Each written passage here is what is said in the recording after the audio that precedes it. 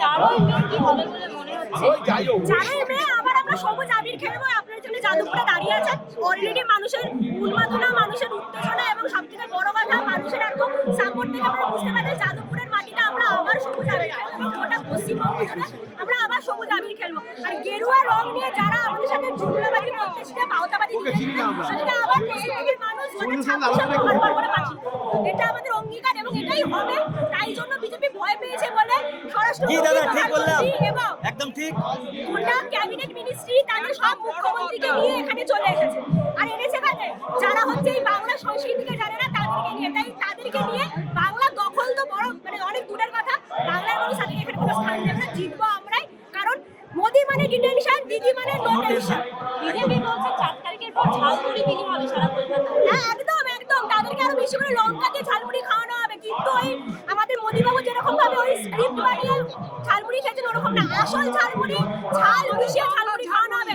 যদি সেই ঝালমুড়ি ঝাল দিতে পারে তবে। আপনারা দেখেছেন মণিপুরে নারী সুরক্ষিত নেই, মণিপুর জ্বলছে, আর তিনি এসে বাংলায় ঝালমুড়ি খাচ্ছে আবার ক্যামেরা লাগিয়ে। তাহলে এর থেকে আর আমরা দেশের প্রধানমন্ত্রীর কাছে কি আশা করতে পারি? আজকে বিজেপি শাসিত রাজ্যগুলোতে মহিলা সুরক্ষিত নেই, আজকে বাংলায় আপনি বলুন, আপনি তো একটা মিডিয়া পার্সন, আপনি সুরক্ষিত আছেন তো? তাহলে আজকে দেশের প্রধানমন্ত্রী, দেশের স্বরাষ্ট্রমন্ত্রী এবং বিজেপির যে নেতারা তারা বাংলায় বারবার আওয়াজ তুলছে বাংলায় নাকি নারী সুরক্ষিত নেই। আজকে যে বিজেপি শাসিত রাজ্যগুলোতে আমরা যেভাবে দেখছি, বিহারের নালন্দা, মধ্যপ্রদেশ, বিহার, উত্তরপ্রদেশ, রাজস্থান, গুজরাট, আসাম, দিল্লি, যেভাবে প্রতিদিন আমরা হিসাব করে দেখছি প্রতিদিন 200 থেকে 210 জন করে নারী গায়েব হয়ে যাচ্ছে।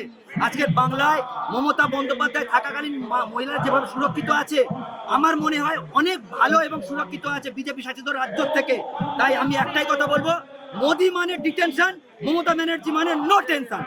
এটাই। আজকে ঝালমুড়ি নিয়ে একটা চ্যালেঞ্জ কিন্তু বাংলায় হয়ে গেছে। অভিষেক ব্যানার্জি বলেছিল যে 4th মে পর্যন্ত যেন অমিত শাহ এখানে থাকে, এবং অমিত শাহ সেই চ্যালেঞ্জ স্বীকার করেনি। বলে যে 4 মের আগে আমি বাংলা থেকে চলে যাব, আমার প্রয়োজন থাকবে না। সেই ঝালমুড়ির চ্যালেঞ্জ অলরেডি বিজেপি হেরে গেছে, অমিত শাহ স্বীকার করে নিয়েছে। 4ই মে পুরো সব মিলিয়ে প্রথম দফার ভোট, দ্বিতীয় দফার ভোট, মমতা বন্দ্যোপাধ্যায় কত আসনে ফিরতে পারে? আমরা তো আশা করছি 250 প্লাস, 250 প্লাস মানুষ এসআইআর এর জমা দেবে, আওয়াজ দেবে। জয় বাংলা, জয় বাংলা। একটা দিনই পায় ভোটের দিন, ইভিএম মানুষ কড়ায় ঘন্টায় উসুল করে নেবে।